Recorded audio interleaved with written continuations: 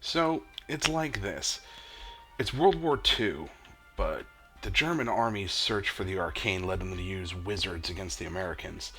After the Allies won, rogue German wizards hid in the shadows during the 50s, then in the 60s, they hid out among the American hippies.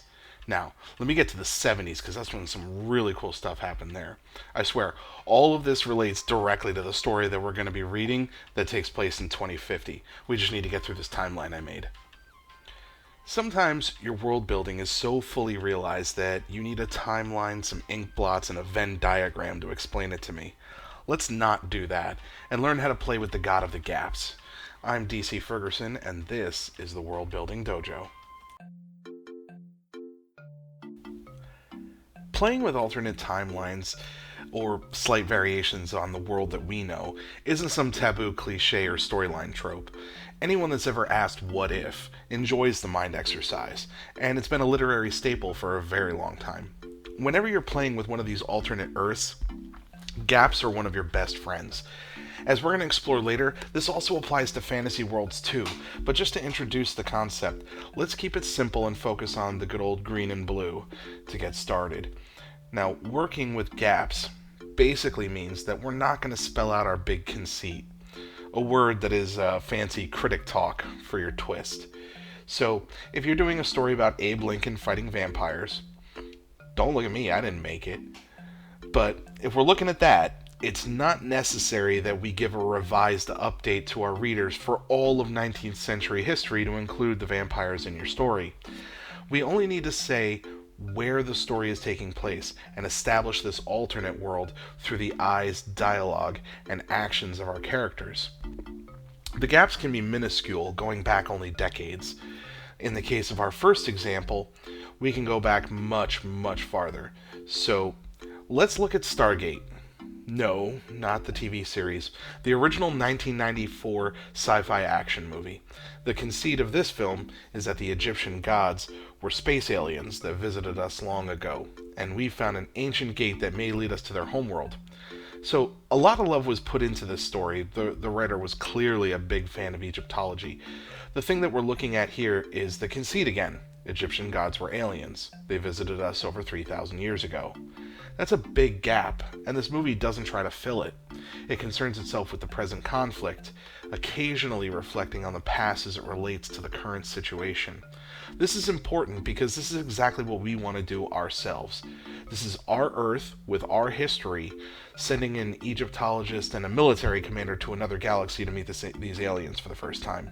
It's actually a fun little ride, and I actually recommend it when you're looking at alternate Earths to play with the God of the Gaps. This film is slim on explanation, and even less on timelines. It serves the story up, creates suspension of disbelief, and chugs along to tell the story. Now, I have another alternate Earth for us to talk about, but it raises so many issues that we need a whole segment for it. This week, we're jumping into a deep cut here with another film from 1994, and that's going to be Fatherland. Yeah, 1994 really loved its alternate histories. It was the same year that they started filming Sliders, and it's also the year after Quantum Leap had its finale.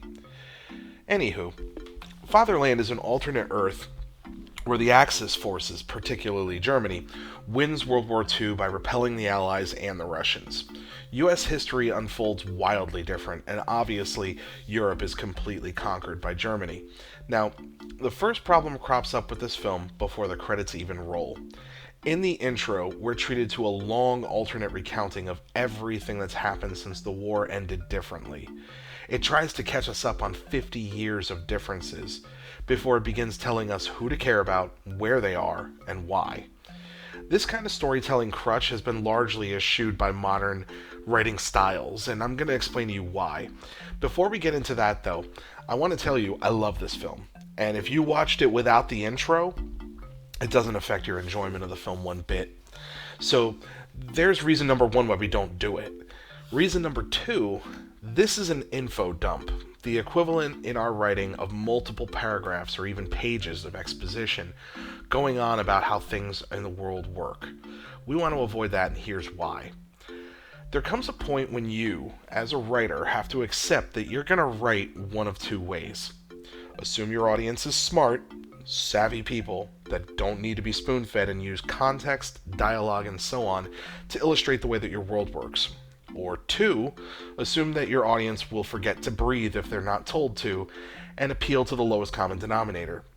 If you're deciding on the latter, I wish you the best of luck in your career as a sitcom writer. Boom! Haha! Did you see what I did there? Somebody get some ice for that burn.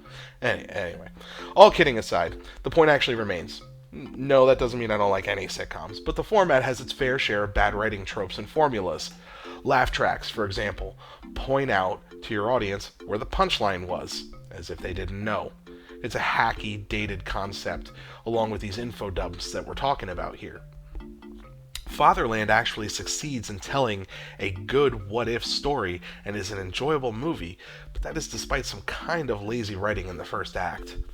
Now, if we're going to treat our audiences with a modicum of respect for their intelligence, we work with the gaps. Don't tell me about the last 50 years. Tell me what's happening now and how the past relates to it. I know, I'm going to be in the dark for a while I get my bearings through that first act, but that's okay. I'll catch up. Don't worry. The funny thing about this is that big fantasy series often do this correctly and often for the wrong reasons. Let's take a look. So, if we look at these rich franchise fantasy series, where we have our Divergent, our Hunger Games, and our Twilight, they often throw you in the mix of their fantasy world and let you play catch-up. The problem with that, however, is they have to capture suspension of disbelief so fast or the conceit feels silly and the rest of the story doesn't work. Of the 3 I mentioned, and I can't believe I'm going to say this, Twilight does the best job. It leans you into the fantasy aspect through a very human first act, no pun intended. New girl at school, getting used to things, hot new guy at school, things are awkward, she realizes he's a vampire. These other stories have it a little bit harder because they have a lot of gap to fill in order to explain how the world fell apart and why this film's conceit is the believable way that things went after civilization went to pot. See, twice I've used the word conceit now, and you're going to want to get used to it. We're going to be using it a lot this season, and that's because we're digging deep into the twist, the original element that makes your world tick and makes your story stand out from others. A few of you that have reached out to me have already noticed this, but often when someone is asking me how to approach an original concept they have for their fantasy world, I reference another film to go watch. I do this because I'm a hopeless film nerd with a metric ton of examples to pull from, but also because the stories that we try to tell have always been done before. It's how you do it that makes you your own. So I like to point to examples where things go right in the vein of what we're talking about. Now, as that relates to our current topic, let's take a quick look at Game of Thrones. No, we're not going to look at it for its extraordinary storytelling or the way that it weaves literally hundreds of characters. Instead, we're looking at the often overlooked god of Westeros, and that's the god of the gaps. See, a lot of the current Season 8 struggles reference back to the earliest parts of Season 1, where it was hinted that in conversations that dragons were once proud creatures that were all over the land, or that Jon Snow was a bastard taken in by Ned Stark, or the history of the Targaryen family, or the presence of the White Walkers. There's so much rich history to the world of Westeros, but you've never seen a scrolling wall of text a la Star Wars, even once in this show. See, this show, both as a strength and also to its detriment very early on, adopted the sink or swim mentality. You will either learn who these characters are, or you will be lost, or they'll die before you can remember them. Either way, the history of Westeros is given in small doses, in conversations where it is relevant as either A, part of character development, or B, as it relates to the current conflict. This is very important, because you always need to be asking yourself, why are you giving the reader this information? This concept might be a little easier with examples, so let's take a look. As I'm sure you're aware, this church was founded 228 years ago by elven priests. The bricks were cut and laid by the master dwarven stonesmiths. This quote, completely out of context, is appropriate in only one way, and that's if this person is a tour guide. Seriously, there is no way that line is believable conversation for anyone to have at any other time. But check out when it's applied to character development. My family has served this church since the dwarves laid the first brick over 200 years ago. You will not question my loyalty. There is such a difference between these two lines, even though they're basically saying the same thing. It still confers the same information, but one sticks out like a sore thumb, and one is clearly in the middle of a heated discussion. Notice how we can imply tone with that line. Even out of context, just that little bit of dialogue is enough that you might have even pictured the person saying it, or applied a voice to it, and so on. The example is at the heart of these gaps we're talking about here. We only supply information about the history of the world either 1, when it is relevant to the conversation, or 2, when it directly relates to the current conflict. But, DC, this part of my world's history is crucial to understanding why this plot point is such a big deal. Well, guy who talks to your monitor, I'm going to point you right back to Rule 1, and then Rule 2 again for emphasis. With very few exceptions, there is no good reason to ever deviate from that, because you will almost always be getting into exposition. Besides, we have a cheat code for this. It's our friend, the wise old sage. Oh, you've never met him? Well, here we go. The wise old sage is a trope, a cliche, and a cop-out all in one. Who is he? Well, the sage is the person our protagonist meets up with, either by accident, plot device, or the result of the conflict. They're going to explain everything our hero doesn't know. They fill in the gaps that the writer can't explain without exposition. You want an example? Alright, fine, you dragged it out of me. Here's the old man in Pet Sematary. He tells us, and the protagonist, about the place. He explains the history of how it was built on cursed land and how things come back and so on. He establishes the history of the place and educates him on the power it contains. He warns of the curse and how things aren't quite right when they come back. Quite literally, without this old man, the protagonist would never understand what the place is.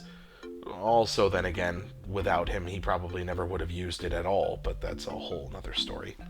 The point is, this magical person is Johnny on the spot to rattle off complete history and powers and how it relates to the conflict, all right in the dialogue so that the information never becomes an info dump.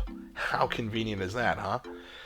The truth is, this is a crutch, and even describing it to you, it sounds like one. But countless films and books employ this wise old sage. How do you know if you have one? Well, much like the human MacGuffin that I described in this video, if this character serves no purpose other than to deliver information, they are a wise old sage, a plot device, whatever you want to call them. So, much like the old man in Pet Sematary, I have the information and I've come to warn you before you become tempted by its power. Use these characters at your own risk. Sometimes, these characters can be so devoid of their own personality, it is really hard to see them as anything but a plot device. Worse yet, sometimes they can be used to laughable effect. What we don't want are things like our secret keepers knowing about the location of like a lost city of gold and passing that info to our heroes instead of using it for their own gain. Or an old wizard who knows of a great source of magical power, but never went after it himself, because reasons. As you can tell, there are a few ways these types of characters can become contrived, and that is something that we strive to avoid. So, I would suggest, if you are going to use the wise old sage to play with your gaps, make sure they are a real, fleshed out character with relevance to the story and their own arc. Using gaps in your world's timeline shows the world existed before your story started, which adds a layer of depth to your world building and makes your story feel more real. We just have to be careful how we go about introducing that history so we don't sound contrived. So, it's been a while, folks, but a new season is underway. During my little hiatus, I practiced Kung Fu and friendship in Washington, D.C., which was a nice little vacation. I also continued work on Spirits Unbound, Book 4 of the Dragon's Dream Saga.